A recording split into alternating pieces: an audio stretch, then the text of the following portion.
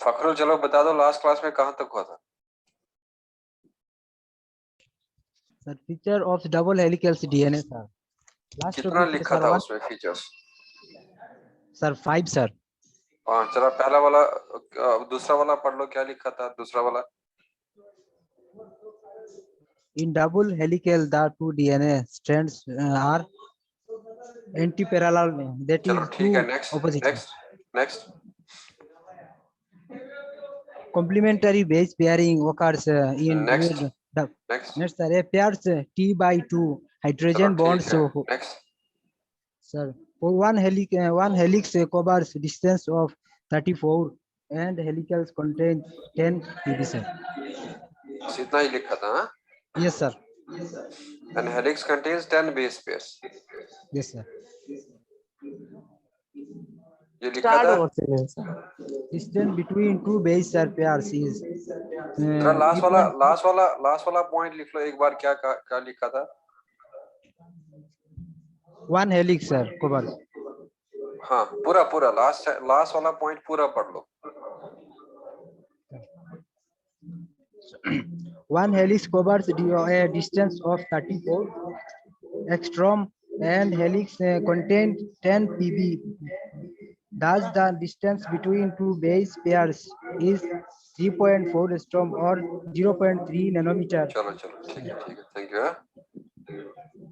देखो बच्चों, मैंने आप लोगों को लास्ट क्लास में डीएनए का एक डबल हेलिकल स्ट्रक्चर बताया था, और डीएनए के डबल हेलिकल स्ट्रक्चर का कुछ फीचर्स मैंने एक्सप्लेन किया था।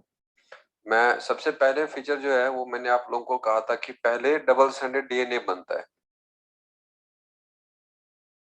फिर बनेगा हेलिकल फॉर्म।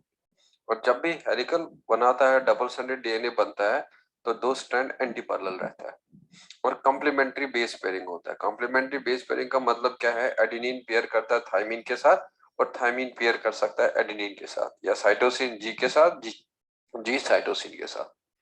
और जब हेलिक्स बनेगा तो एक हेलिक्स में 10 बेस पेयर होता है, और जो डिस्टेंस कवर करता है 34 एंगस्ट्रॉम, और दो बेसिस के बीच में जो है वहां में 3.4 बेस पेयर का जो है फर्क होता है। 3.4 एंगस्ट्रॉम का फर्क होगा, डिस्टेंस होगा। तो लिखो इसमें नेक्स्ट पॉइंट है द, जो भी होगा, अगर 6th होगा तो 6th वाला लिख लेना। द हेलिक्स पिच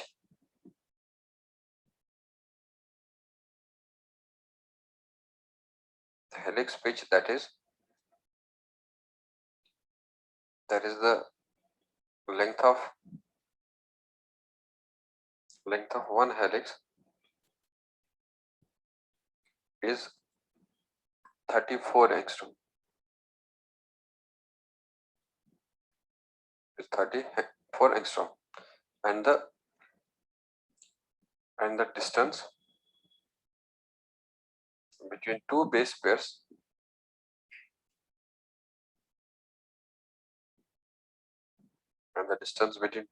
pairs और बीपी हम लोग शॉर्टली कहते हैं इसे, is 3.4 angstrom,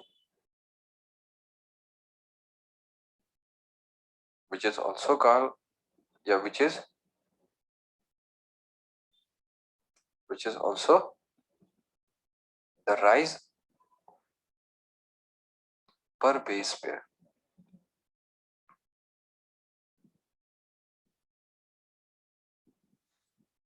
तो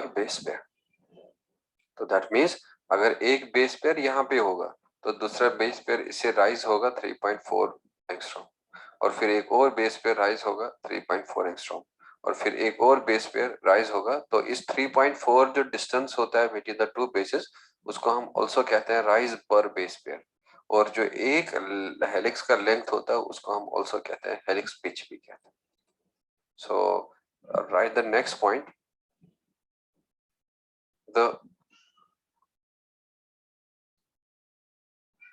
the one helix covers an angle of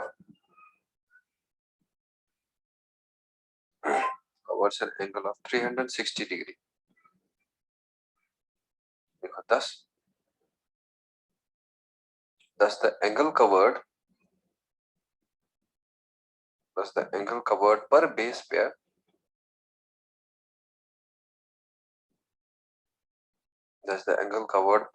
pair is 36 degree.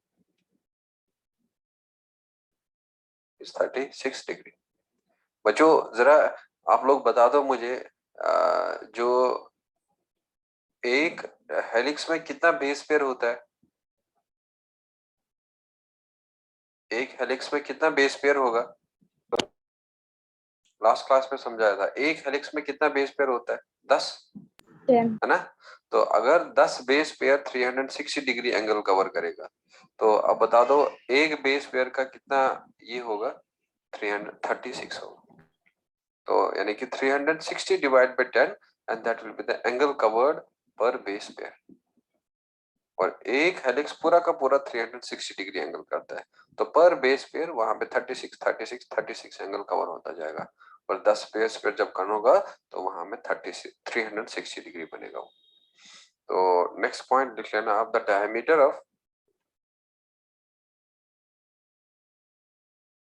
Of double helical DNA,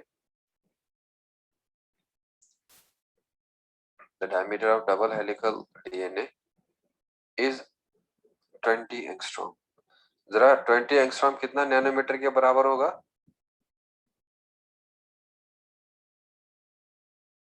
एक मैंने 10 एंगस्ट्रॉम कितना नैनोमीटर के बराबर कहा था बच्चों? एक नैनोमीटर कितना? 1 नैनोमीटर। एक नैनोमीटर 10 एंगस्ट्रॉम के बराबर होगा। अगर 20 एंगस्ट्रॉम है मतलब कितना नैनोमीटर होगा? 2 नैनोमीटर्स होगा। आप लोगों को मैंने डबल हेलिकल डीएनए का कोई डायग्राम बताया था? Yes sir. वो हेलिकल वाला डायग्राम दिखाया था ना ऐसे? Yes sir. ओके, तो अब लिख लो next point.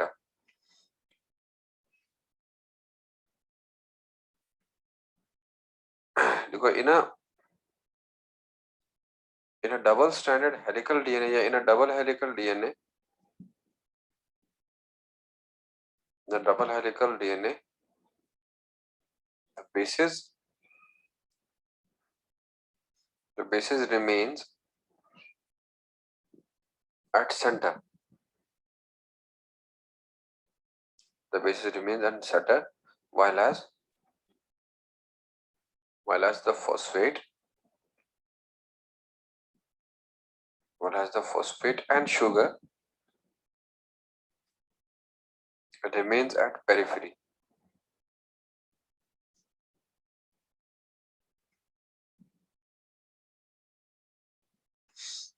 In a double helical DNA,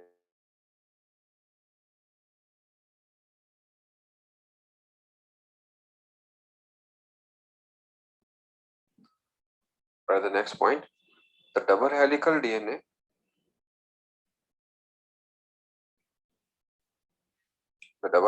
DNA looks like a staircase.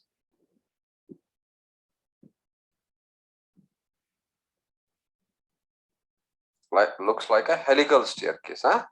जो सीढ़ी होता है, अगर किसी बिल्डिंग का आप लोगों ने सीढ़ी देखा होगा और वो बिल्कुल थोड़ा हेलिकली होता है, तो स्टेयरकेस मतलब जो सीढ़ी होगा और हेलिकल होगा, तो उसी के जैसा डबल हेलिकल डीएनए होता है। The double helical DNA looks like a helical staircase in which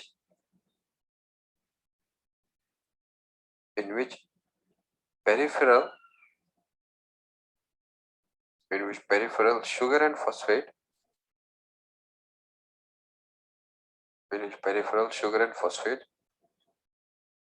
forms the backbone. ये बड़ा इंपॉर्टेंट पॉइंट है और दोनों पॉइंट एनसीईआरटी के अंदर है, so both points are very much important.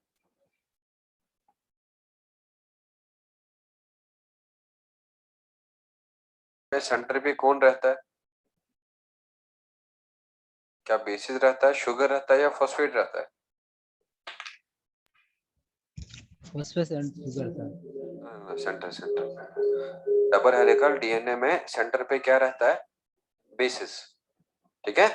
और जो फॉस्फेट और शुगर है वो रहता है पेरिफेरी पे। और इसीलिए पेरिफेरल शुगर जो है और फॉस्फेट है वो उस डबल हेलिकल डीएनए का बैकबोन बनाते हैं। मैं आप लोग को ऐसे समझाता हूँ, अगर आप लोग नहीं समझ पाए तो आप लोगों ने किसी बिल्डिंग का अगर कोई सीढ़ी जो होता है वो कुछ ऐसे रहता है किसी बिल्डिंग का, और फिर उस सीढ़ी में जो है यहाँ से साइड में लोहा रहता है और उस लोहे में यहाँ में एक पाइप जैसा रहता है।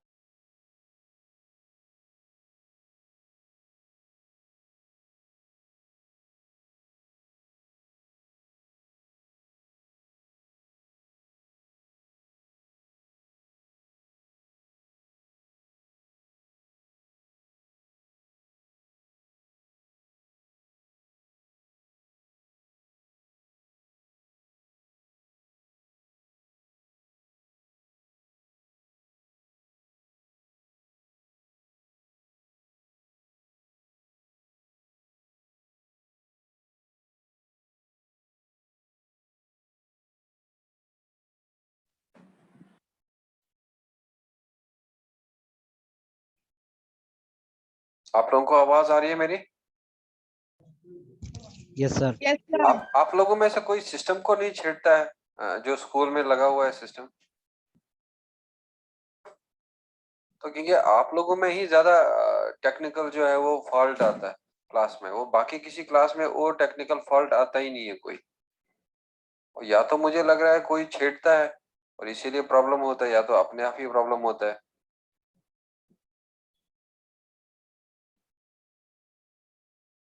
चलो जस्ट वेट 1 मिनट। मैं आप लोगों को क्या बताया था कि एक हेलिकल सीडी जैसा होता है और उसी के जैसा हम लोगों का डीएनए होता है। तो ये बेसिस जो है वो सेंटर पे रहता है।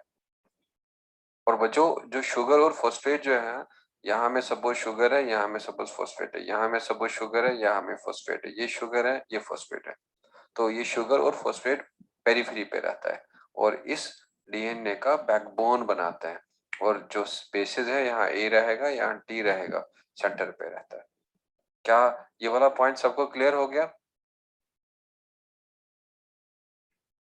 अब बता दो मुझे, डबल हेलिकल का डीएनए का बैकबोन कौन बनाता है? Which forms the backbone of the double helical DNA? Phosphate in sugar. Phosphate and sugar. And which component of the DNA is present at the center of helix? Which is present at the Sugar, sir. center of helix? It is the basis. Sugar. लोग याद ही नहीं रखते भाई, basis कहा था present होता है centre पे, और शुगर और फॉस्फेट जो है वो प्रेजेंट होता है पेरिफेरी पे। आप लोगों ने क्या किसी, आप लोग तो ऐसे कोई लोहे वाले सीढ़ी पे चढ़े आप लोग कभी या नहीं? बच्चों लोहे वाले सीढ़ी पे आप लोग कभी चढ़े हैं या नहीं, जो आयरन का बना होता है, या कोई भी वुडन वाला सीढ़ी पे आप लोग जिंदगी में चढ़े हैं कभी? Yes sir. तो वुडन वाला जो सीढ़ी है आप लोगों ने देखा होगा, जो सिंपल सा सीढ़ी रहता है उसको यहाँ बाहर में एक लकड़ी का टुकड़ा रहता है और इधर से एक लकड़ी का टुकड़ा रहता है। तो वो मतलब उसका बैकबोन है। और जहां वॉल के साथ हैंग स्टैंड कर लो, कहीं पे भी स्टैंड कर लो, और बीच में जो है रहता है यहाँ में उसके स्टेप्स। और अब ये कह रहा है कि ये ऐसा नहीं होता, ये हेलिकल स्टेयरकेस के जैसा होता है। तो जो शुगर और फॉस्फेट जो है वो यहाँ पे शुगर रहेगा और फॉस्फेट रहेगा, शुगर रहेगा, फॉस्फेट रहेगा, और लेकिन जो बेसिस है वो सेंटर पे रहता है। और अब बैकबोन तो इस सीडी का ये है, अगर ये ना होता तो स्टेप्स होते ही नहीं। तो इसीलिए जो बैकबोन बनाता है वो शुगर और फॉस्फेट बनाता है, और जो बेसिस है वो रहता है सेंटर पे। और जैसे स्टेप्स रहते हैं एक सीडी के, एक हेलिकल सीडी के। तो अब आप लोग नेक्स्ट पॉइंट लिख लेना।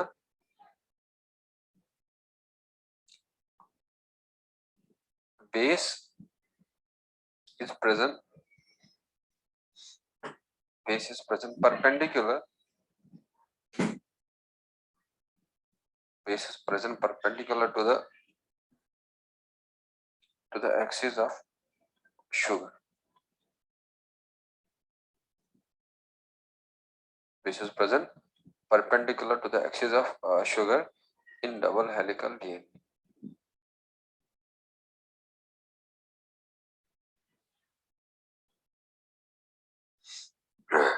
Base is present at perpendicular to the axis of sugar in double helical DNA. अब देख लो, अगर सपोज मैं मान लूंगा ये हाथ जो है ये मेरा शुगर है, तो बच्चों ये मार्कर जो है ये मान लूंगा मैं बेस है, तो इस शुगर और इस बेस के बीच में 90 डिग्री का एंगल होता है। तो अगर ये शुगर का एक्सिस है और ये बेस आया और इन दोनों के बीच में एंगल जो है वो 90 डिग्री का होगा। सो ये भी आप लोगों को इंपॉर्टेंट पॉइंट याद रखना है, because this is also present in the NCERT.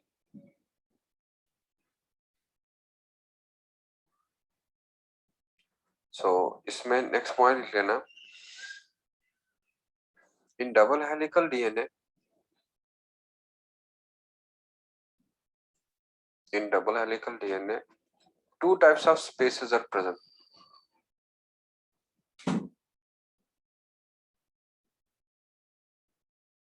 Two types of spaces are present, or that is major groove and minor groove. आप लोगों को मैंने डायग्राम में दिखाया था ना, मेजर ग्रुप कौन सा वाला था और माइनर ग्रुप कौन सा होता है। Yes, sir. हाँ, तो बड़ा वाला स्पेस क्या था, मेजर ग्रुप, और छोटा वाला स्पेस क्या था, माइनर ग्रुप। Minor group. तो नेक्स्ट पॉइंट जो है, you can write there, maximum of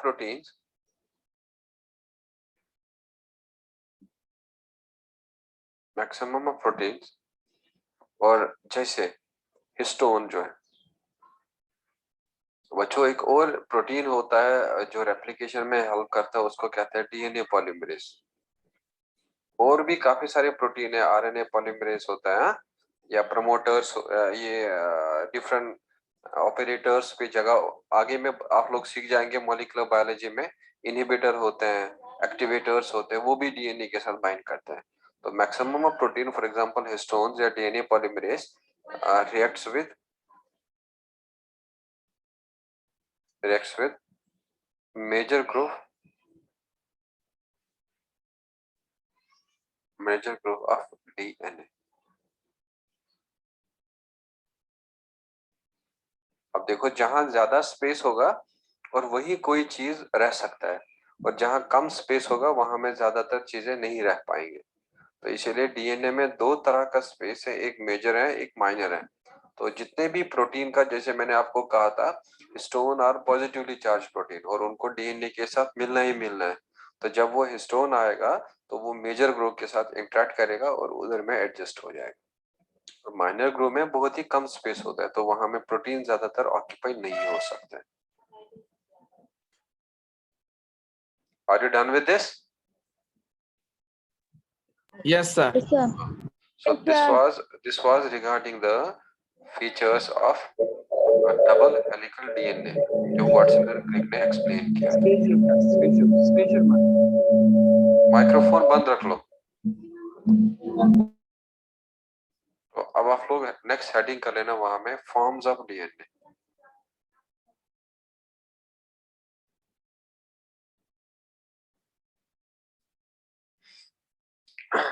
तो लिखो इसमें, DNA acquires different forms. DNA acquires different forms inside the cell. Inside the cell due to change in salt concentration,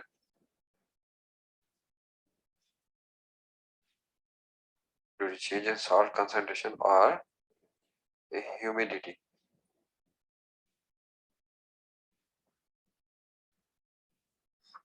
DNA acquires different forms inside the cell due to change in salt concentration or humidity. So next point, in humans, more than dozen form of DNA, dozen मतलब 12, more than dozen forms of DNA not present, that are represented by English alphabets. और बच्चों ये point आपको NCERT से याद रखना है।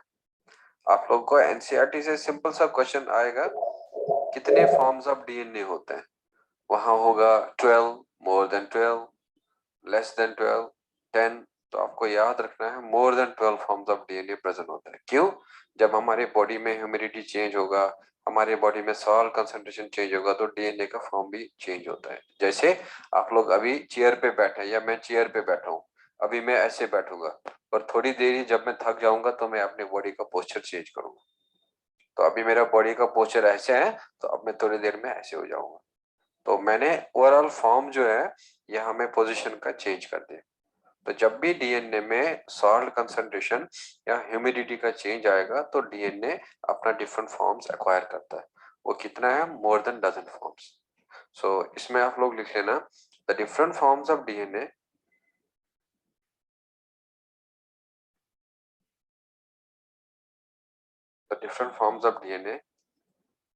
और जैसे Z डीएनए है, तो बच्चों जैसे A डीएनए है, जैसे B डीएनए है, जैसे C डीएनए है, जैसे D डीएनए है, या जैसे H डीएनए है, और भी सारे फॉर्म्स ऑफ डीएनए।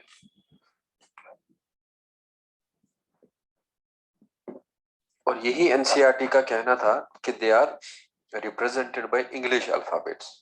तो मतलब हमने यहाँ में स्टार्टिंग में डाला सी, डाला डी, डाला एच, डाला जेड, डाला ए, तो यही they are represented by the English alphabets. अब इसमें से आप लोगों को जो मैंने ऊपर वाला फीचर बताया, 20 एंगस्ट्रॉम वाला, 34 एंगस्ट्रॉम वाला, तो ये वाटसन क्रिक ने जो एक्सप्लेन किया। तो बच्चों कभी भी पूछा जाए आप वाटसन क्रिक ने इनमें से कौन सा डीएनए का फीचर एक्सप्लेन किया, तो आप लोग याद रख लेना बी डीएनए का। तो देखो नेक्स्ट पॉइंट, वाटसन एंड क्रिक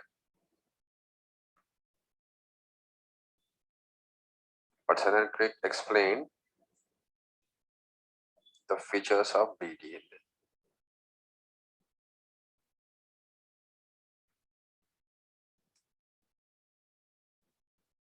और ये भी आप लोग याद रख लेना, this is in NCERT.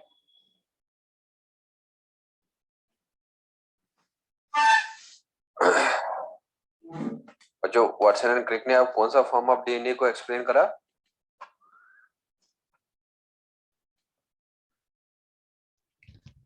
Double helical. ना, कौन सा फॉर्म ऑफ डीएनए का एक्सप्लेन किया? बीडीएनए। यानी कि अब भी अगर आपसे पूछा जाएगा कोई diameter of B DNA is, तो कितना एंगस्ट्रॉम कहेंगे बी डीएनए का डायमीटर? अगर कोई पूछा जाए आपको कि diameter of B DNA is, तो कितना होगा डायमीटर ऑफ बी डीएनए? अरे वाटसन क्रिक ने क्या बताया था, डीएनए का कितना डायमीटर होता है? 20 एंगस्ट्रॉम। 20 एंगस्ट्रॉम। अगर पूछा जाए अब वाटसन अगर बी डीएनए का डायमीटर कितना है, तो क्या कहेंगे? 20 एंगस्ट्रॉम। 20 एंगस्ट्रॉम, है ना? तो बिकॉज वाटसन एंड क्रिक ने एक्सप्लेन किया बीडीएनए को, तो बीडीएनए के बाद जो वाटसन क्रिक में मैंने बताया वो सारा फीचर होगा बीडीएनए का। तो अब आप इसमें लिख लेना नेक्स्ट पॉइंट, एडीएनए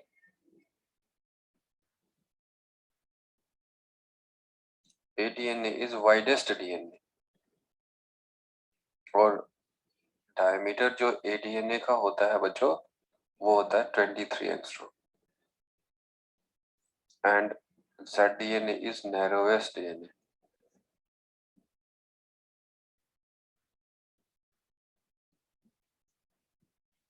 और जब नैरो का डायमीटर कम होगा या ज्यादा होगा नैरो वाले डीएनए का? डीएनए का डायमीटर 20 था, तो 23 उससे ज्यादा है, तो मतलब एडीएनए का डायमीटर सबसे ज्यादा होता है। और जो ये है ZDNA, इसका सारा सबसे कम होता है, तो 18 डायमीटर का होगा। तो इसमें लिख लेना ZDNA is the only left-handed DNA.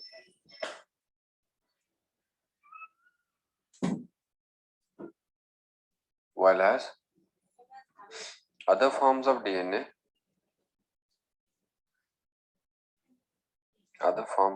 like BDNA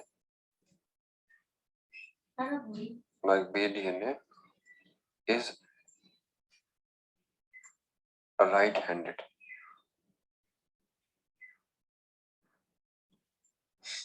आप लोगों को अगर याद होगा प्रोटीन का स्ट्रक्चर, तो प्रोटीन का स्ट्रक्चर मैंने आपको अल्फा हेलिकल बताया था एक, और फिर अल्फा हेलिकल बताया था दो तरह का, एक था राइट हैंडेड, एक था left handed.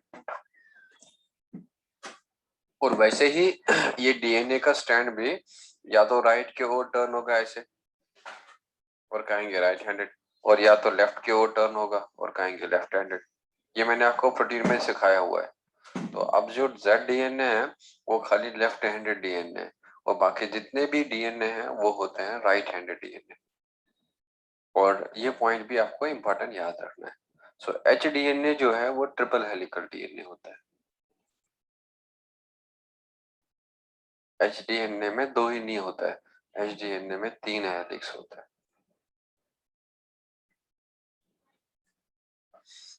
H DNA is triple helical DNA.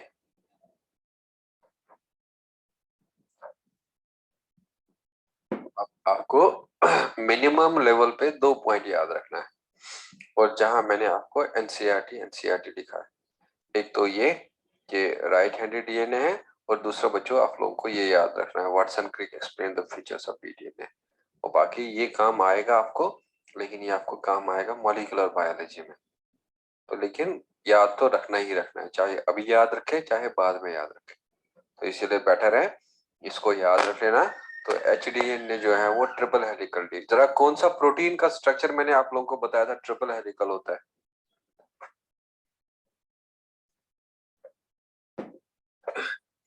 नाजमीन, कौन सा प्रोटीन का मैंने आप लोगों को ट्रिपल हेलिकल स्ट्रक्चर बताया था, प्रोटीन के अंदर बताया था?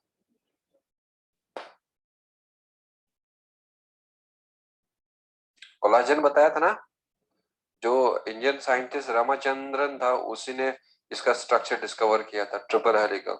तो वैसे ही ये एचडीएनए भी जो है ट्रिपल हेलिकल डीएनए होता है।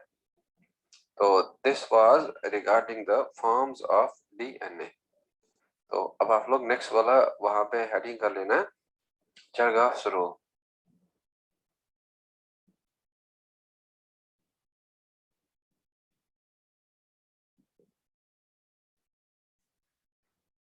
तो इसमें आप लोग लिख लेना in a double standard DNA, in a double standard DNA the sum of purines is equal to the sum of pyrimidines.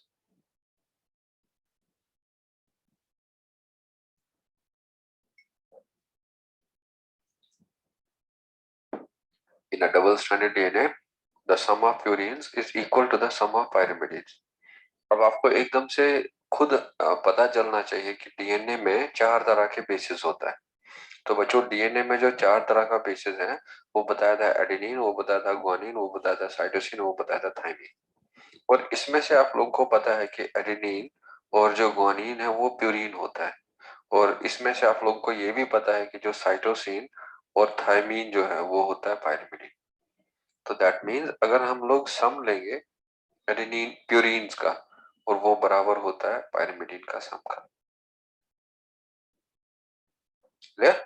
और यही रूल जो है इसको हम लोग चरगास रूल कहते हैं।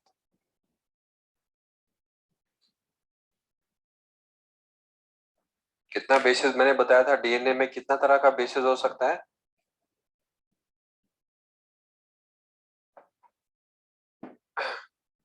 जो डीएनए में कितने तरह का बेसिस हो सकता है? 4 तरह का। Adenine, guanine, cytosine, thymine. और अगर आप लोगों को याद होगा, मैंने आपको नाइट्रोजनस बेसिस पढ़ाया था, उसमें बताया था मैंने एडेनिन और ग्वानाइन जो है they are purines, cytosine, thymine and uracil they are pyrimidines. But thymine होता है डीएनए में, यूरासिल होता है आरएनए में। तो इसीलिए सम प्यूरीन्स का वो बराबर होता है पायरिमिडीन का, लेकिन in a double standard DNA, not in a single standard DNA. तो लिखो next point, Chargaff's rule is not applicable. Chargaff's rule is not applicable for single stranded RNA या single stranded DNA और single stranded RNA। SS आपको पता है कि single stranded DNA होता है और SSRNA हो गया single stranded RNA। खाली ये चरगाफ रूल वहां अप्लाई होगा जहां में कॉम्प्लीमेंट्री बेस पेयरिंग होता है, और कॉम्प्लीमेंट्री बेस पेयरिंग आप लोगों ने देखा कि डबल स्टैंडर्ड डीएनए में प्रेजेंट होता है। तो अब आप लोग वहां पे लिख लेना अदर कंक्लूजन्स। अब देख लो बच्चों, अगर आप लोगों ने देखा अभी एडेनिन का और ग्वानिन का सम वो होगा बराबर साइटोसिन और थाइमीन का सम, तो दैट मींस अगर मैं इनका रेशियो भी देखूं तो वो रेशियो भी आएगा 1 के बराबर। और आप लोगों को ये भी पता है कि जहां एडेनिन होता है वो हमेशा पेयर करता है थाइमीन के साथ, तो बच्चों वो रेशियो भी आएगा 1। और अगर जहां में साइटोसिन होगा वहां में ऑपोजिट में ग्वानिन होगा, तो इनका रेशियो भी 1 होगा। इन डबल स्टैंडर्ड डीएनए ए किसके साथ पेयर करता है? बच्चों डबल स्टैंडर्ड डीएनए में ए किसके साथ पेयर करता है? T sir. टी के साथ। और सी किसके साथ पेयर करता है? जी जी के सर। साथ। अब बता दो मुझे, जितना एडेनाइन होगा उतना भी क्या होगा? थाइमीन। और जितना साइटोसिन होगा उतना क्या होगा?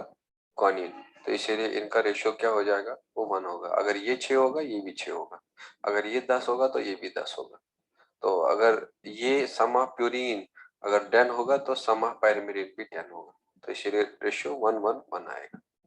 तो ये था मेन इस चरगाव्स रूल के बारे में। तो अब आपको चरगाव्स रूल से एक क्वेश्चन आता है, तो मैं आप लोग को वो क्वेश्चन कराऊंगा पहले। तो देखो, in double standard DNA, in double standard DNA the adenine is 10%, और फुल स्टॉप करके लिख लेना व्हाट विल बी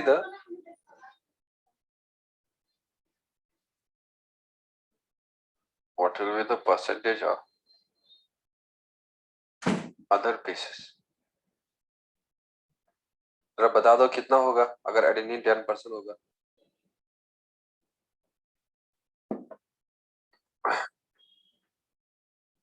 अगर एडेनिन 10% होगा तो क्या होगा बाकी बेसिस का?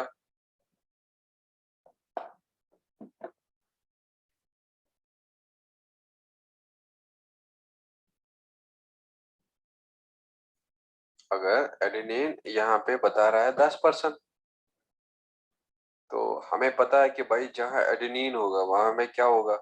थाइमीन। तो एडेनिन होगा थाइमीन के बराबर, तो दैट मीन्स थाइमीन भी 10% होगा। Are you done with this? तो अब हम लोग यहाँ पे लिखेंगे कि अगर सपोज हम लोगों को एडेनिन जो है वो दिया है 10%, तो हमें पता है कि डीएनए में 4 ही तरह का बेसिस है। क्या क्या? एडेनिन है, थाइमीन है, साइटोसिन है, ग्वानिन है। तो हमें पता है इन चारों का 100% होगा। तो अब हमें ये भी पता चला कि एडेनिन 10% है और थाइमीन भी 10% है, तो हमें पता चला C प्लस जी जो है वो होगा 100%। तो अब अगर हम लोग यहाँ पे C प्लस जी देखें तो बच्चों ये होगा 100 और ये 10 10 हो गया 20, और ये C प्लस जी जो है ये बन जाएगा 80%। तो अब हमें ये भी पता है कि C जो है वो बराबर होता है G के, और अगर दोनों का सम 80 है तो दैट मीन्स ये होगा 80/2, सो दैट मीन्स 40% होगा। सो अब इसका आंसर जो होगा, एडेनिन 10% दिया था और थाइमिन 10 ही आएगा। और बच्चों C जो है अब होगा 40% और guanine भी जो है अब होगा 40%, because we know that C plus G आया 80%। तो अब C G के बराबर होगा, जितना C होगा उतना G भी होगा, तो हम 80 को डिवाइड करेंगे 2 से, वहां आएगा 40।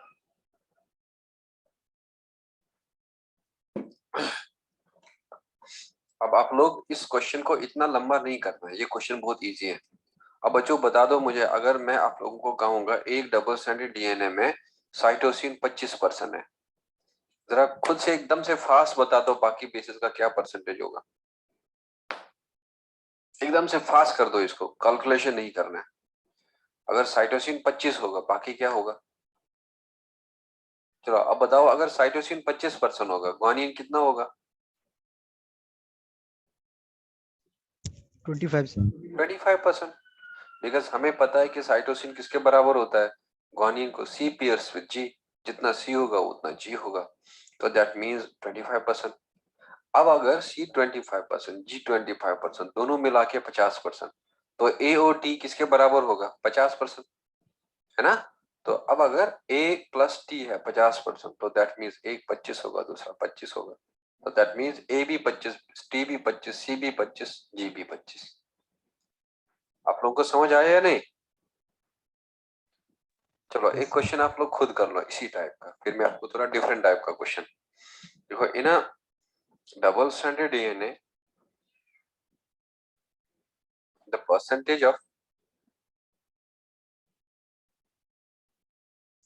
percentage of cytosine is 20%. What will be the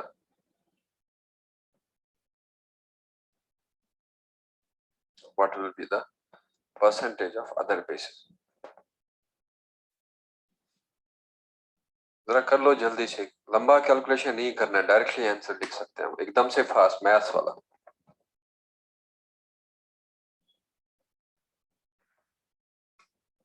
लंबा नहीं जाना, शॉर्ट करके आंसर भी निकल सकता है। क्या होगा?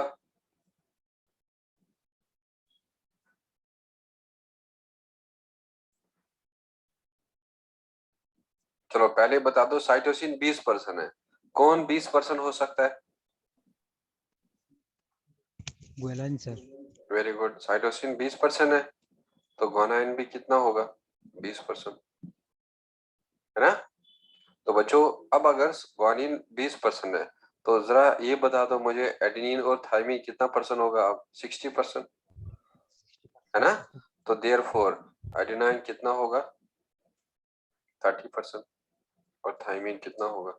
30%। तो इसका आंसर आएगा 20 20 30 30।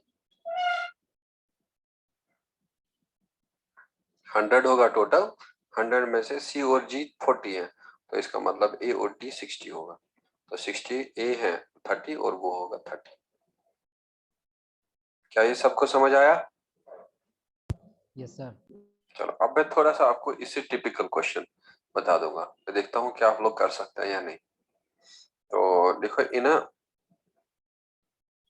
डबल स्ट्रैंडेड डीएनए या इन 100 base pair double stranded DNA, the number of guanine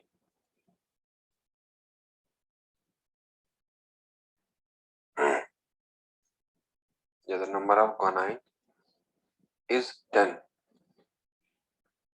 What will be the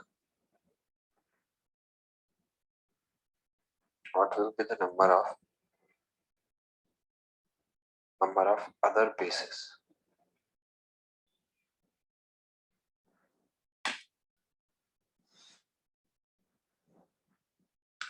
जो भी इस क्वेश्चन का आंसर सही बताएगा और जब भी मैं बदरपुर आऊंगा उस बच्चे को मैं एक बुक डोनेट कर लूंगा, 11th का बुक दूंगा, जो भी बच्चा मुझे सही आंसर बताए और जो पहले आंसर बताएगा सही।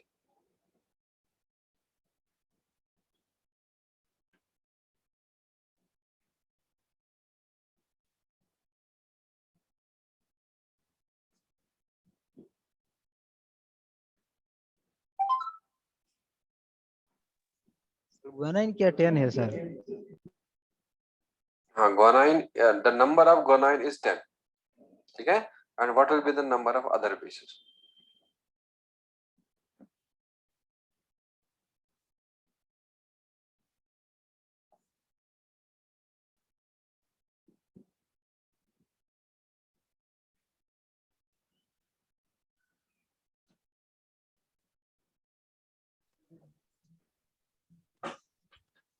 सर सीट हाँ, F40। चलो जल्दी से, सी कितना? 10 सर। 10। और बाकी F40 सर। 40। चलो देख लो बच्चों, अब यहाँ में क्या आंसर सही है या गलत है। तो अब देखो, मैं आप लोगों को ये कहा था कि इस डीएनए का लेंथ जो है वो 100 बेस पेयर है। तो 100 बेस पेयर का मतलब है इस डीएनए में सपोज ये एडेनिन है और इस डीएनए में सपोज ये थायमीन है और इस डीएनए में कहीं पे साइटोसिन होगा और जो पेयर करेगा ग्वानिन के साथ। तो अब इसमें एडेनिन है, साइटोसिन है, थायमीन है और इसमें ग्वानिन है। कितने बेसिस हैं? अब मैंने आप लोगों को कहा कि जो ये एडेनाइन है, ग्वानाइन जो है, ये मैंने आपको 10 दे दिया और अब आप लोगों को ये निकालना था और ये आपको ऑटोमेटिकली पता चल जाएगा ये भी 10 ही होगा। तो अब देखो, ये साइटोसिन 10 और ये ग्वानिन 10 और ये बनाएंगे 10 बेस पेयर, ठीक है। तो अब अगर मैं आप लोगों को डीएनए बताया, वो डीएनए मैंने आप लोगों को बताया लेकिन 100 base pair double stranded DNA. तो दैट मीन्स 100 बेस पेयर में से अभी भी हमें 90 बेस पेयर पेंडिंग है। तो इसका मतलब ये एडेनिन निकालना था हमें और ये होगा 90, और ये अगर 90 होगा ये भी ढूंढना था हमें, ये होगा 90। और अब ये 90 एडेनाइन 90 थायमीन के साथ जरा बच्चों कितना बेस पेयर बनाएगा? कितना बेस पेयर बनाएगा 90 एडेनिन 90 थायमीन के साथ? 90 बेस। अब देखो ये 90 बेस पेयर और ये 10 बेस पेयर, कितना बेस पेयर होगा? 100 बेस पेयर। तो ये क्वेश्चन थोड़ा अलग था, इजी था, और ये क्वेश्चन थोड़ा ट्रिकी था। और यहाँ में हमने परसेंटेज देखना था और लेकिन यहाँ में मैंने आपको नंबर पूछा था, नंबर ऑफ अदर बेसिस, और फिलहाल हिंट दिया था यहाँ पे इसीलिए 100 बेस पे। तो अब आपको खुद पता चला कि अगर साइटोसिन, अगर ग्वानिन 10 है तो ऑटोमेटिकली साइटोसिन भी 10 ही होगा। ग्वानिन 10 और cytosine 10, they will definitely form 10 base pair. और बचा कितना? 90। तो 90 बेस पेयर में से एडेनिन 90 होगा, थायमीन 90 होगा। तो ये 90 और ये 100 होगा 100 बेस पेयर। तो इसीलिए एडेनिन होगा 90, थायमीन होगा 90, साइटोसिन होगा 10, ग्वानिन होगा 10। क्या ये सबको क्लियर हुआ?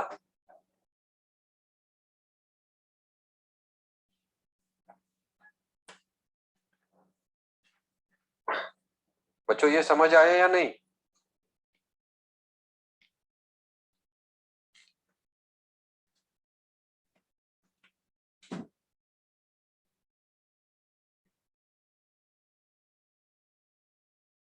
चलो ये था चारगाफ रूल के बारे में। एक और क्वेश्चन लिख लो।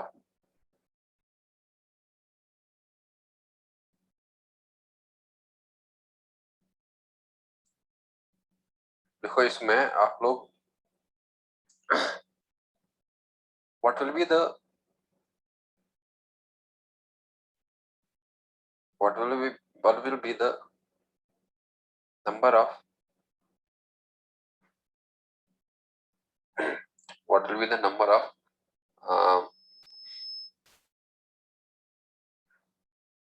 base pairs? What will be the number of base pairs in a 340 angstrom long double stranded DNA?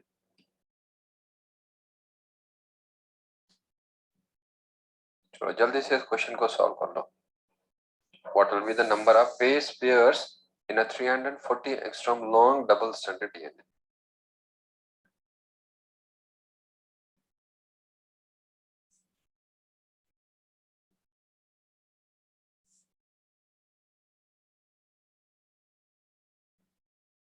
क्या कोई बच्चा इसे कर सकता है?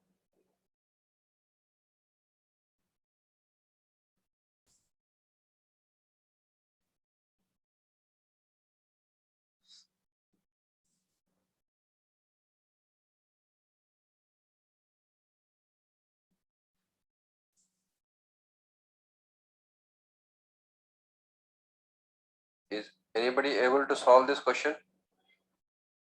चलो नाजमीन कहाँ गई? नाजमीन, हाँ नाजमीन ये सॉल्व कर सकते हैं अभी क्वेश्चन?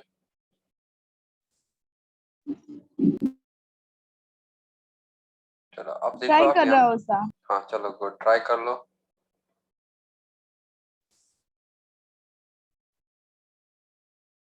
बहुत ही इजी है.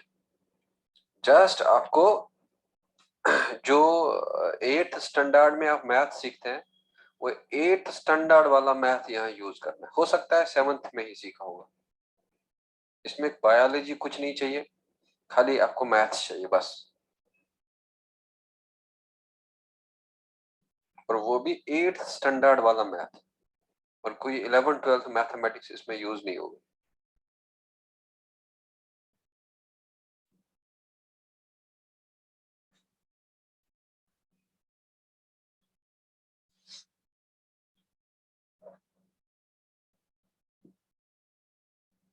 चलो आप लोग बता दो मुझे, अगर मैं 30% 34 एंगस्ट्रॉम लॉन्ग डीएनए कहूं, वो जो 34 लॉन्ग डीएनए में आप लोग बता दो मुझे कितना बेस पेयर होगा?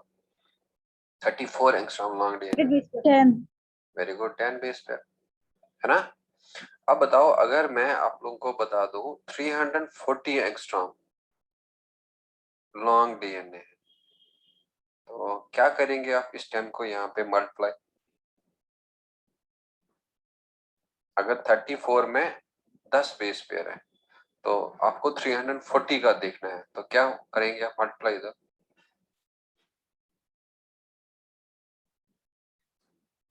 हाँ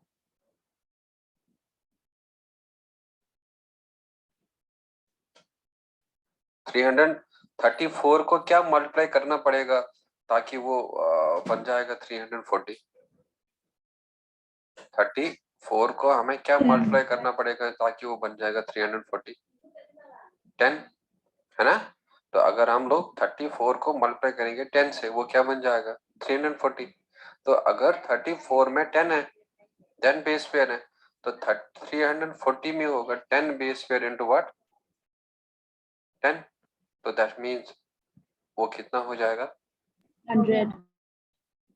100 बेस पेयर. आप लोग समझ गए अब या नहीं? मैंने इसीलिए कहा था इसमें कोई बायोलॉजी नहीं चाहिए, इसमें जस्ट सिंपल सा मैथ चाहिए, और वो भी 8th स्टैंडर्ड का. तो इसीलिए 100 बेस पेयर होगा इस 340 एंगस्ट्रॉम लॉन्ग डीएनए का डिस्टेंस. अब नेक्स्ट क्वेश्चन लिखो, उसमें भी मैथ चाहिए, उसमें कोई बायोलॉजी नहीं चाहिए. तो लिखो व्हाट विल बी द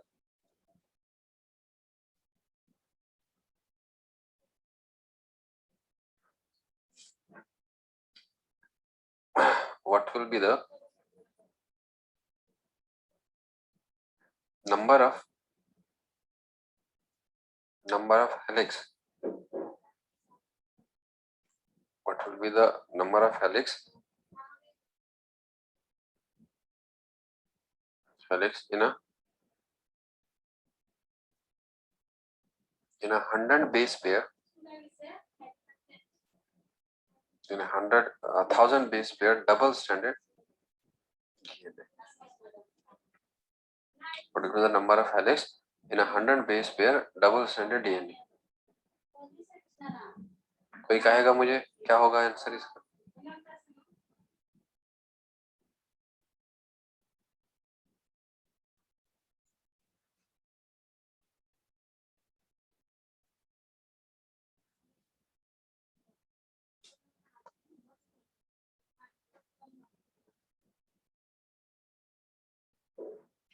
हाँ,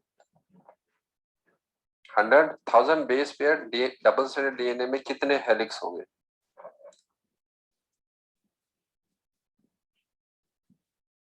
100 हेलिक्स है। Very good. सो अब देखो इधर में, अगर आप लोग बच्चों कहेंगे तो जरा, अगर आप लोगों से मैं कहूं कि 10 बेस पेयर्स, 10 बेस पेयर कितना हेलिक्स बनाता है? एक हेलिक्स, है ना? तो बच्चों 1000 बेस पेयर जो है, अब कितना हेलिक्स बनाएगा? तो मैं क्या करूंगा, 1000 बेस पेयर डिवाइड किसे करूंगा? 10 से। तो अब बता दो यहाँ में कितना हेलिक्स आएगा? 100 हेलिक्स। और बहुत ही सिंपल सा ये क्वेश्चन था, कोई कॉम्प्लिकेटेड नहीं था। एक हेलिक्स 10 बेस पेयर एक हेलिक्स बनाता है, तो 1000 बेस पेयर जो है वो बनाएगा 1000/10, क्योंकि हर 10-10 के बाद हेलिक्स बनता जाएगा। तो अब कितने हेलिक्स होंगे उसमें? 100 हेलिक्स होगा। क्या ये सबको समझ आया? इसको निकालने के बाद उसमें रख देना। चलो अब नेक्स्ट क्वेश्चन कर लो। देखो कितना इजी है और आप लोग का सारा डीएनए का मॉडल समझ आएगा। What will be the number of, एक को कहते हैं हेलिक्स और बहुत सारों को कहते हैं helices. What will be the number of helices in a 34,000 angstrom double stranded DNA? What will be the number of helices in a 34,000 angstrom long double stranded DNA?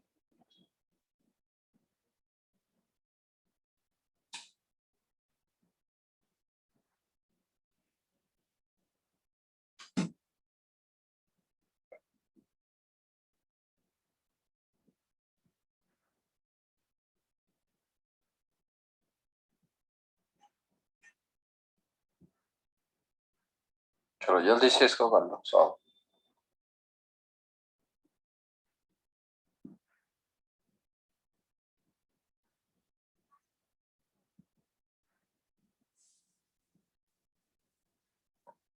अरे फखरुल समझ आ रहा है या नहीं?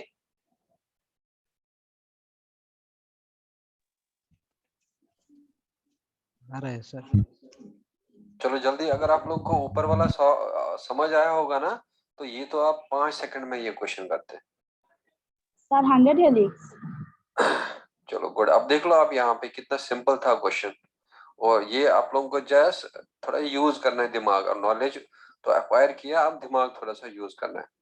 हमें पता है कि अगर सपोज हम लोग कहेंगे जरा 1 हेलिक्स बता दो मुझे, 1 हेलिक्स, या आप ऐसे करेंगे 34 एंगस्ट्रॉम,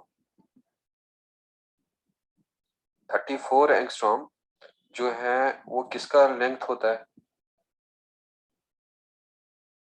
एक हेलिक्स का, है ना?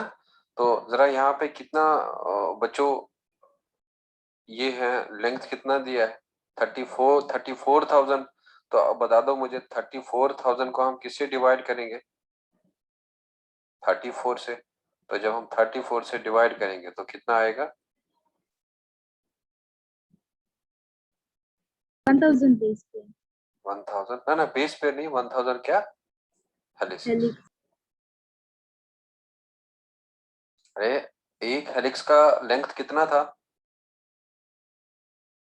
बच्चों? एक हेलिक्स का लेंथ कितना था?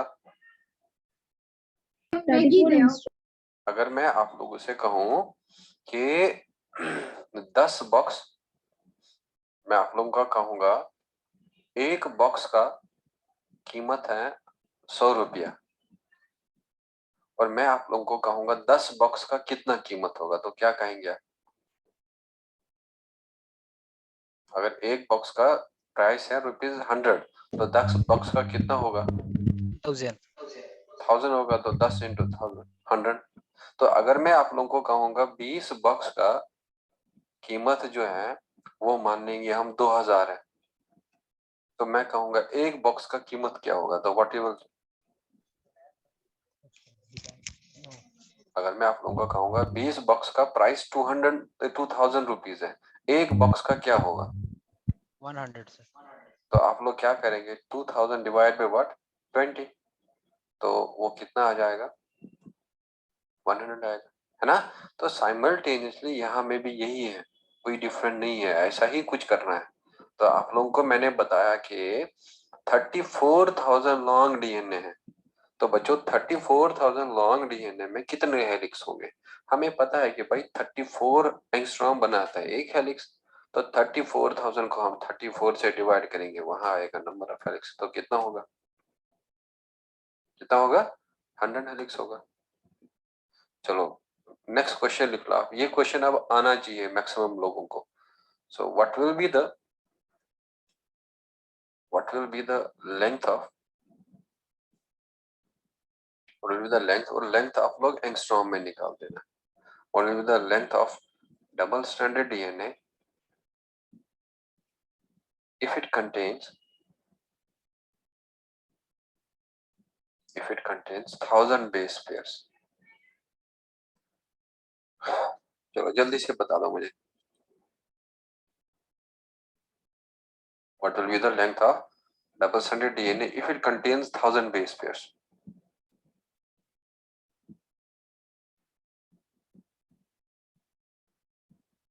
एक सिंपल सा क्वेश्चन है, जस्ट थोड़ा सा दिमाग बताना है कि भाई कैसे कन्वर्जन करना है, और फिर सिंपल सा मैथ यूज करना है।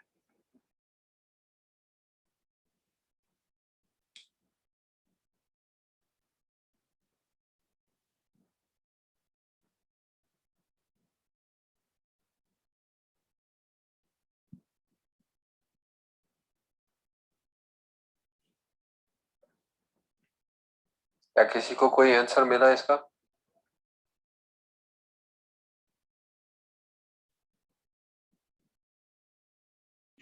$340 सर। 340, 340 एंगस्ट्रॉम है। तो अब देख लो आप यहाँ पे, अगर मैं आप लोगों से कहता कि बच्चों 10 बेस पेयर का कितना डिस्टेंस होता है?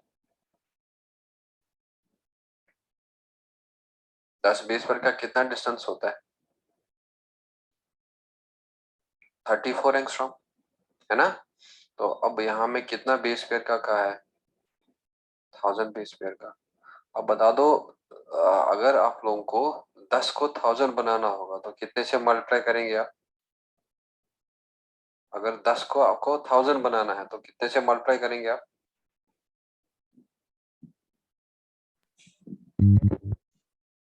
अरे 10 को क्या मल्टीप्लाई करेंगे ताकि वो 1000 बन जाए?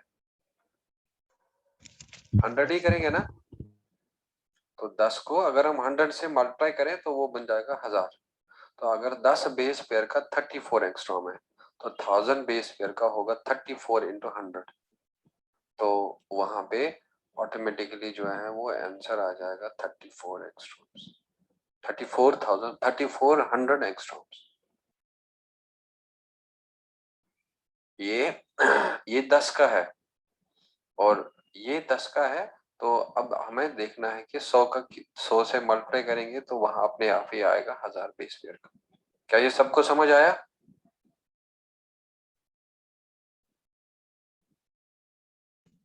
Yes sir. हाँ, तो इस तरह का क्वेश्चन जो है आप लोगों को, जो मैंने ये डबल स्टैंडर्ड डीएनए समझाया था, और इससे इस तरह के क्वेश्चन आ सकते हैं। तो बस ये तो आप लोगों को थोड़ा सा याद रखना है, और लेकिन एप्लीकेशन ये है जो मैंने इधर समझाया आप लोगों को। सो ये था regarding the double stranded DNA Watson and Crick ने जो दिया है। जो अब एक एनसीईआरटी का डायग्राम है, तो उस एनसीईआरटी के डायग्राम को मैं अब आपको क्वेश्चन के फॉर्म में समझा दूंगा। तो लिखो, आप क्वेश्चन लिख लो, what will be the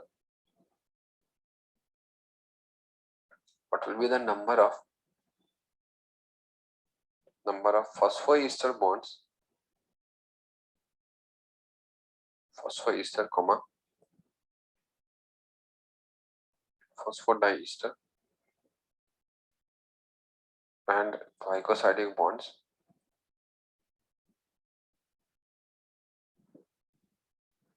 in a, what will be the number of phosphoester comma phosphodiester and glycosidic bonds in both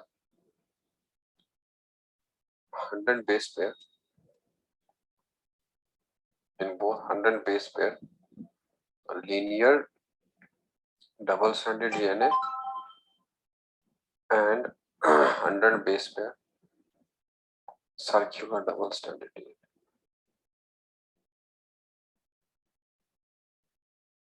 देखो, मेरा थॉट्स जो है वो ये है कि आप लोगों को मुझे जिंदगी में बहुत आगे ले जाना है। तो अब मुझे वो थॉट रख के मैं आप लोगों को ऐसा बता रहा हूँ। अब बच्चों, आप लोगों का थॉट क्या है? क्या आप लोगों को जिंदगी में बहुत आगे बढ़ना है, या आप लोगों में जिंदगी में एक ऑर्डिनरी इंसान जैसे जीना है? तो अब वो आपके थॉट पे डिपेंड करेगा। और जिस बच्चे का ये होगा थॉट कि नहीं, मुझे जिंदगी में सबसे अच्छा चीज अकायर करना है, तो उसको वो बड़ा कंसंट्रेशन मेंटेन कर रहा होगा ड्यूरिंग द क्लास। अब जिस बच्चे का थॉट है मुझे आगे ज्यादा नहीं जाना चाहिए, मुझे ऑर्डिनरी इंसान जीना है, तो उसको लगेगा कि यार ये मेरे साथ क्यों ये टॉर्चर हो रहा है, तो यहाँ पे क्या हो रहा है, तो मुझे तो समझ ही नहीं आ रहा है। तो अब उसको समझ क्यों नहीं आ रहा है? क्योंकि जो हमने पढ़ा था उसने उस पर फोकस ही नहीं किया, और उसको अभी दिमाग में वो रहना चाहिए, और तब जाके वो एंजॉय करता है। लेकिन अगर आप लोगों ने प्रीवियस याद ही नहीं रहा होगा, आपको एंजॉय करने की जगह में टॉर्चर हो रहा होगा, और आप कह रहे होंगे कब क्लास खत्म हो जाए हम आजाद हो जाएंगे। अब आप पे डिपेंड है, क्या आप लोग कह रहे हैं क्लास में हम लोग ट्रैप हो चुके हैं, या आप लोग कहते हैं कि क्लास में हम लोग कुछ सीख रहे हैं। तो बड़ा दो अलग अलग चीज है। जो बच्चा सोच रहा होगा मैं क्लास में ट्रैप हो गया, उसको कोई फायदा नहीं मिल रहा होगा, उसके दिमाग में भाई वही चीज चल रहा है कि कब मैं निकल जाऊं क्लास से। और जो बच्चा क्लास में बैठा है कि नहीं मुझे आज कुछ ना कुछ सीखना है, तो वो डेफिनेटली पॉजिटिव है और वो एंजॉय कर रहा होगा। तो बच्चों, सब आप पे डिपेंड है। आप अपने जो ब्रेन को समझाएंगे वही ब्रेन आपको करवा देगा। आप ब्रेन को कहेंगे सो जाओ, तो वो आपको सुलाएगा। आप ब्रेन को कहेंगे एक्टिवेट रहो, और वो आप लोग को एक्टिवेट रहेगा, होशियार रख लेगा। So it all depends upon you. आपका एक टेंडेंसी होना चाहिए कि हमें रोज कुछ सीखना है, हर दिन हमें नया सीखना है कुछ। तो जो बच्चा वो दिमाग में रख लेगा कि नहीं आज मुझे नया सीखना ही सीखना है, तो वो बंदा धीरे धीरे धीरे धीरे धीरे बहुत अच्छा सीखेगा। और जो आज जो जैसा था और कल भी वैसा ही निकला, तो वो बंदा फिर ऑर्डिनरी लाइफ जीता है, वो कभी भी अच्छा लाइफ नहीं जीता है। तो कोशिश कर लो आप कि हर दिन हमें कुछ फिजिक्स में नया सीखना है, हर दिन हमें केमिस्ट्री में कुछ नया सीखना है, हर दिन हमें बायोलॉजी में या जोलॉजी बॉटनी में कुछ नया सीखना है। तो देख लो आप लोगों के लाइफ में कितना अच्छा होगा। तो अब मैंने आप लोगों को ये क्वेश्चन दिया कि फॉस्फोडाइस्टर बॉन्ड, फॉस्फोईस्टर बॉन्ड और ग्लाइकोसाइडिक बॉन्ड एक डीएनए है, जो मैंने आप लोगों को 100 बेस पेयर का दिया और बता दिया डबल स्टैंडर्ड है, डबल स्टैंडर्ड है। लेकिन इधर बताया लीनियर डीएनए, इधर बताया सर्कुलर डीएनए। तो इसमें आप लोगों को मैं कुछ चीजें पहले सिखा दूंगा, और वो आप याद रख लेना। तो लिखो prokaryotic DNA, prokaryotic DNA, chloroplast DNA. और बच्चों, क्लोरोप्लास्ट जो है वो यूकेरियोट में होता है, वो प्रोकैरियोट में नहीं होता है। तो एंड माइटोकॉन्ड्रियल डीएनए, और माइटोकॉन्ड्रिया भी यूकेरियोट के अंदर ही होता है, वो प्रोकैरियोट के नहीं होता है। और mitochondrial DNA is circular and double stranded.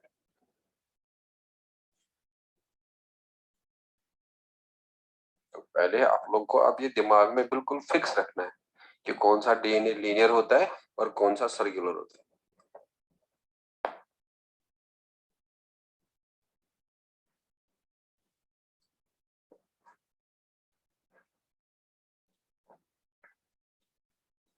Are you done with this? Sir.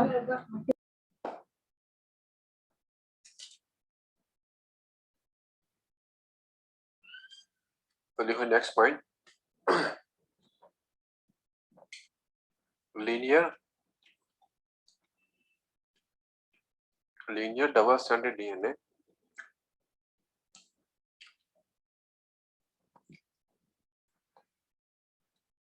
linear double stranded DNA is present in the nucleus of eukaryotes। तो अब यूकारियोट का न्यूक्लियस के अंदर लीनियर होता है और बच्चों डबल स्ट्रैंडेड होता है, लेकिन यूकारियोट के क्लोरोप्लास्ट में और माइटोकॉन्ड्रिया में सर्कुलर होता है डीएनए, लेकिन डबल स्ट्रैंडेड होता है। और प्रोकैरियोटिक डीएनए भी जो है वो भी डबल स्ट्रैंडेड डीएनए होता है। क्लोरोप्लास्ट का डबल स्ट्रैंडेड, माइटोकॉन्ड्रिया का डबल स्ट्रैंडेड और सर्कुलर होता है, लेकिन जो यूकारियोट के न्यूक्लियस में होता है वो होता है the linear and double stranded. अब देख लो इधर इस डायग्राम को बिल्कुल गौर से देखना, एनसीईआरटी में है और इससे मैं आपको बहुत अच्छी चीजें सिखाऊंगा और जो आपको मॉलिक्यूलर बायोलॉजी में होल्ड दिला देगा।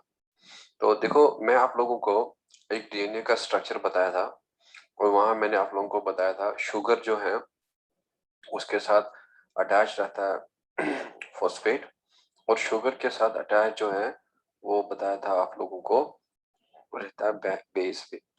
तो अब मैंने यहाँ से एक स्ट्रैंड दिखाया और बच्चों यहाँ से मैं अब दूसरा स्ट्रैंड दिखाऊंगा, एंटी पैरेलल होता है, तो इसीलिए इस शुगर को मैं थोड़ा सा उल्टा कर लूंगा।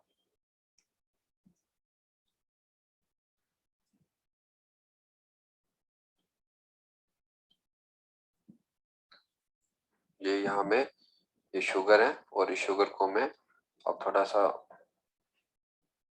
मैं ऐसे बना लूंगा और ये शुगर है और इस शुगर का मैं उल्टा बना लूंगा और ये शुगर जो है मैं अब यहाँ में उल्टा बनाते जाऊंगा। अब एग्जैक्टली शुगर नहीं बनाया मैंने, ऑक्सीजन बीच में नहीं बनाया।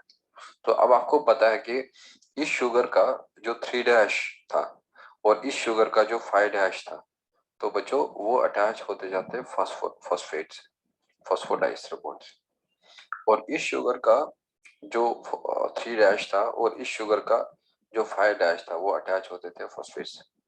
और इस शुगर का जो 5' था इस शुगर का, तो बच्चों उस फॉस्फेट के साथ उसके साथ अटैच रहता था फॉस्फेट। अब ये वाला जो शुगर का एंड होगा और ये होगा 3' वही है जो मैंने आप लोगों को सिखाया था और ये 3' होगा। अब साइमल्टेनियसली इधर भी वही होगा। अगर ये शुगर का 5' है और बच्चों यहाँ में उसके पास फॉस्फेट होता है, तो अब इस शुगर का जो 5' होगा और वो इस शुगर के 3' के साथ अटैच होगा बाय फॉस्फोडाइस्टर बॉन्ड, और इस शुगर का 5' अब इसके 3' के साथ अटैच होगा by the help of phosphodiester bond, और यहाँ में होगा 3' और यहाँ में होगा OH। और फिर पता था आप लोगों को कि इधर में जो बेस होगा, सपोज एडेनिन है, तो बच्चों यहाँ में जो बेस होगा और वो मानेंगे हम थाइमीन है। और अगर इधर में बेस होगा साइटोसिन, तो बच्चों इधर में बेस जो होगा वो ग्वानिन होगा। और अगर इधर में ग्वानाइन होगा और इधर में साइटोसिन होगा। और फिर आपको ये भी पता था कि इनके बीच में हाइड्रोजन बॉन्ड होता है, 2 इनके बीच में और 2 इनके बीच में, 3 इनके बीच में और 3 इनके बीच में। तो ऐसे डबल स्ट्रैंडेड डीएनए बनता है। लेकिन मैं आपको जब डीएनए का स्ट्रक्चर स्टार्ट किया था तो ये एक स्ट्रैंड सिखाया था, तो दूसरा स्ट्रैंड ऐसे आता है। तो अब जरा बता दो आप लोग मुझे ये वाले बॉन्ड कौन से होंगे? ये वाले जल्दी से बता दो, ये वाले बॉन्ड कौन से हैं? Hydrogen bond. वेरी गुड, ये वाले हाइड्रोजन बॉन्ड्स। जरा ये वाला बॉन्ड बता दो, ये वाला बॉन्ड कौन सा होगा? जो दो न्यूक्लियोटाइड को कनेक्ट करता है। Phosphodiester bond. वेरी गुड, ये फॉस्फोडाइस्टर बॉन्ड। और बच्चों ये भी फॉस्फोडाइस्टर बॉन्ड होगा। क्या कोई आप लोगों में से बताएगा मुझे ये वाला बॉन्ड कौन सा होगा, या ये वाला बॉन्ड?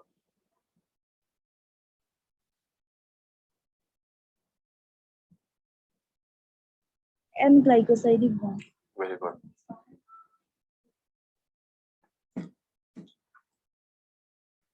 ये एन ग्लाइकोसाइडिक बॉन्ड है। बिकॉज आप लोगों को ये मैंने यहाँ शुगर बनाया, और बच्चों ये वाला इधर में बेस है, और ये वाला इधर में फॉस्फेट।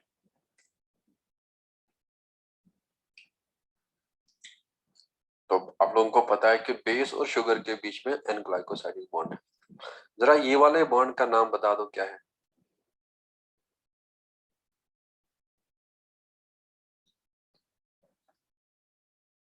जल्दी, ये वाला।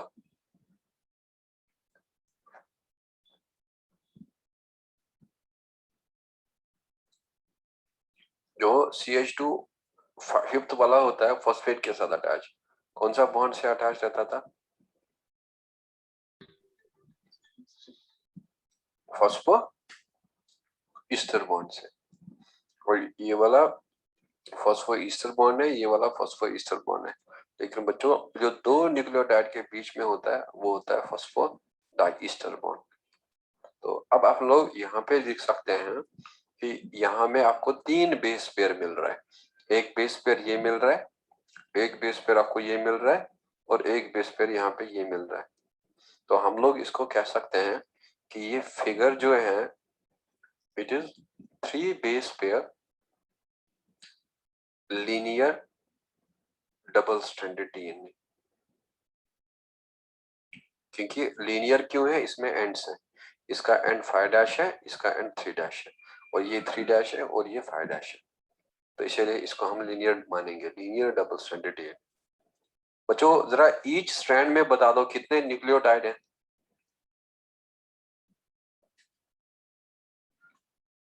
ये इसका एक स्ट्रैंड है, ये वाला इसका एक स्ट्रैंड है। जरा इस एक स्ट्रैंड में बता दो कितने न्यूक्लियोटाइड है? अगर आप लोग जवाब देंगे तो मेरे लिए थोड़ा इजी होगा आप लोगों को अंडरस्टैंड करवाना। अब बताओ मुझे इसमें कितने न्यूक्लियोटाइड है? अच्छा चलो ये मुझे बता दो, ये क्या चीज है इधर? ये व्हाट इज दिस हियर? क्या ये न्यूक्लियोटाइड है, न्यूक्लियोसाइड है, या खाली बेस है?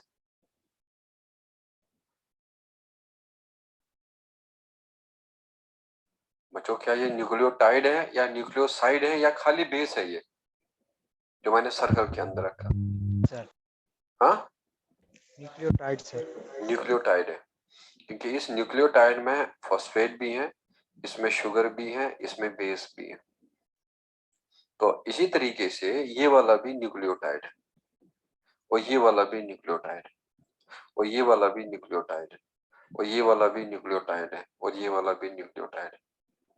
अब बता दो मुझे ये जो ये वाला स्ट्रैंड है इसमें बता दो आप कितने न्यूक्लियोटाइड है? 3 सर। 3। और इस वाले में कितने न्यूक्लियोटाइड है? 3। 3। अब बता दो अगर इसमें 3 न्यूक्लियोटाइड है, जरा ये बता दो मुझे इसमें कितने फॉस्फोडाइस्टर बॉन्ड्स है? 2। और इसमें बता दो कितने फॉस्फोडाइस्टर बॉन्ड है? 2। तो एक स्ट्रैंड में 3 न्यूक्लियोटाइड है, लेकिन फॉस्फोडाइस्टर बॉन्ड 2 ही है। लेकिन एक स्ट्रैंड में यहाँ में फॉस्फोईस्टर बॉन्ड 1 है। अब जितने न्यूक्लियोटाइड होंगे और उतने होंगे ग्लाइकोसाइडिक बॉन्ड्स, बिकॉज हर किसी न्यूक्लियोटाइड में एक एक बेस प्रेजेंट होता है। हर किसी न्यूक्लियोटाइड में एक एक बेस प्रेजेंट होता है। अब बता दो बच्चों, ये वाला बॉन्ड जरा बता दो कौन सा बॉन्ड है इधर? Glycosidic bond. ये कौन सा बॉन्ड है?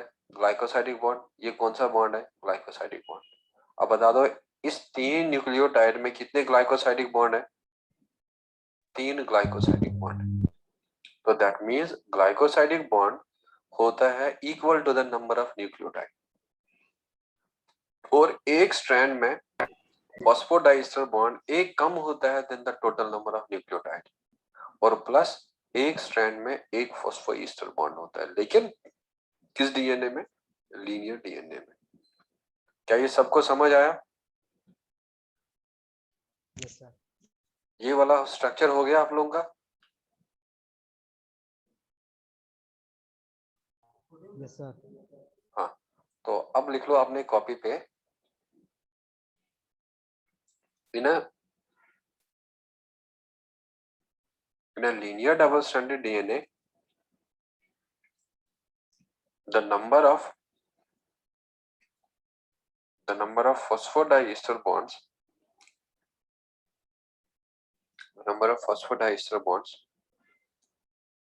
are one less than the total number of। इसको समझना अच्छे से और फिर क्वेश्चन का आंसर देना राइट, और ऐसा हाफ हार्टेडली इसको समझ के नहीं रख लेना, क्योंकि आप लोगों को क्वेश्चन का आंसर देना है। क्वेश्चन का आंसर है what will be the number of phosphoglycosidic bond in 100 base pair double stranded nucleotide.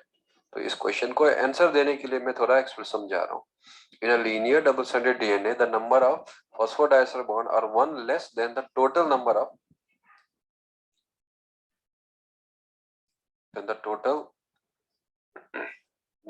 nucleotides। In a linear double-stranded DNA, the number of phosphodiester bonds are one less than the total number of nucleotide, और ये होगा each strand में। और इसमें लिख लेना next point, in a linear double-stranded DNA, the number of glycosidic bonds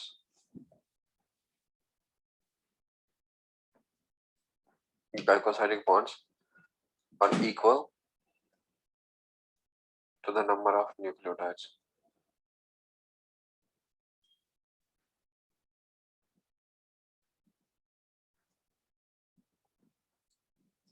In a linear double-stranded DNA, the number of glycosidic bonds are equal to the number of nucleotides in each strand। और next point लिख लेना, each strand of linear double-stranded DNA has one phosphoester bond।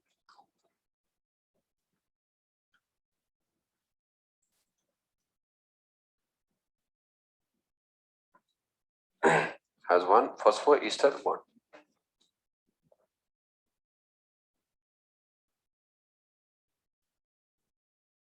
Done?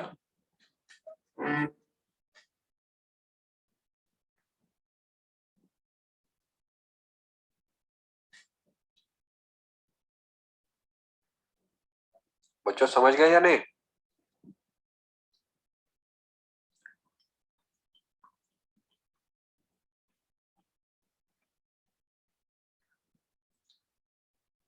सो लिख लेना इसमें 10, या यहाँ पे हम लोग लिखेंगे each strand of, चलो ये बाद में हम लास्ट में करेंगे, और यहाँ पे आप लिख लेना। अब देख लो इधर, यहाँ पे लिखना बंद कर लो, पहले समझ लो इसको। ये डीएनए था लीनियर डीएनए, और इसमें डबल स्ट्रैंडेड है, और डबल स्ट्रैंडेड डीएनए का मतलब है 2 स्ट्रैंड है, और लीनियर का मतलब एंड्स है, 5' एंड 3' एंड 3' एंड 5'। अब देख लो बच्चों, ये जो फॉस्फेट है 5' एंड पे, और ये जो हाइड्रोक्सिल ग्रुप है 3' पे, तो अगर ये दोनों रिएक्ट करेंगे आपस में और ये बन जाएगा सर्कुलर, और अगर ये दोनों रिएक्ट करेंगे आपस में तो ये बनेगा सर्कुलर। तो दैट मींस यहाँ में ये फॉस्फोडाइस्टर बॉन्ड और ये वाला तीसरा फॉस्फोडाइस्टर बॉन्ड, सो फॉस्फोडाइस्टर बॉन्ड और ये तीसरा फॉस्फोडाइस्टर बॉन्ड। तो अब ये फॉस्फोईस्टर बॉन्ड नहीं रहेगा, तो दैट मीन्स जब सर्कुलर डीएनए होगा तो फॉस्फोडाइस्टर बॉन्ड नहीं रहता है, और जो फॉस्फोडाइस्टर बॉन्ड है they are equal to the number of nucleotide, और ग्लाइकोसाइडिक बॉन्ड उतने ही रहेंगे जितना न्यूक्लियोटाइड्स है। तो मैं दोबारा से बता दूंगा, सर्कुलर डीएनए में जो 5' एंड फ्री था लीनियर में, और वो यहाँ पे आपस में रिएक्ट करते हैं 3' और 5' और इसको सर्कल बनाते हैं, और ये दोनों रिएक्ट करेंगे और इसको सर्कल बनाएंगे। तो अब इसमें ये वाला बॉन्ड भी फॉस्फोडाइस्टर बॉन्ड है, तो इसीलिए जितने न्यूक्लियोटाइड है उतने फॉस्फोडाइस्टर बॉन्ड है, और फॉस्फोईस्टर बॉन्ड नहीं होता है, और ग्लाइकोसाइडिक बॉन्ड उतने ही रहेंगे और जितने नंबर ऑफ न्यूक्लियोटाइड हो।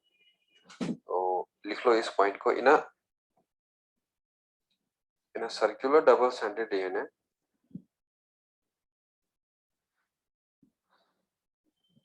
the number of phosphodiester bond, the number of phosphodiester bonds in each strand are equal to the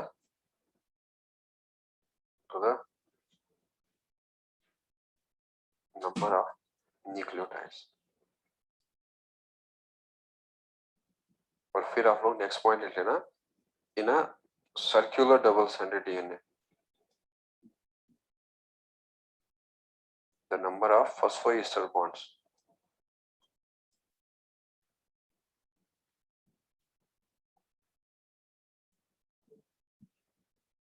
in each strand is 0।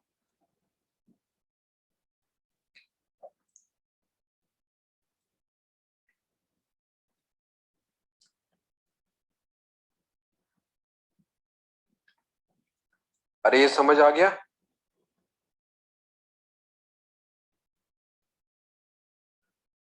बच्चों ये समझ आ रहा है या नहीं? हाँ सर। हाँ, तो अब देखो ग्लाइकोसाइडिक बॉन्ड का नंबर लिख लेना, द नंबर ऑफ, या इन अ डबल स्ट्रैंडेड या in a circular double stranded DNA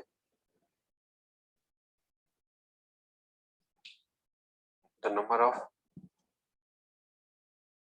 glycosidic bonds, the number of glycosidic bonds in each strand are equal to the number of nucleotides,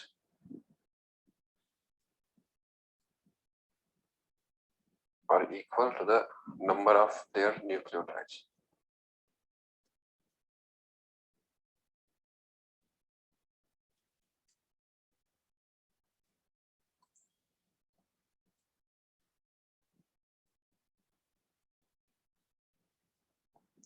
तो जितना यहाँ में nucleotide था, एक था, दूसरा था, तीसरा था, उतना ही ग्लाइकोसाइडिक बॉन्ड भी रहेंगे सर्कुलर डीएनए में, ये वाला सर्कुलर डीएनए होगा, और फॉस्फोडाइस्टर बॉन्ड भी उतने ही रहेंगे, लेकिन फॉस्फोईस्टर बॉन्ड जो है वो 0 रहेगा।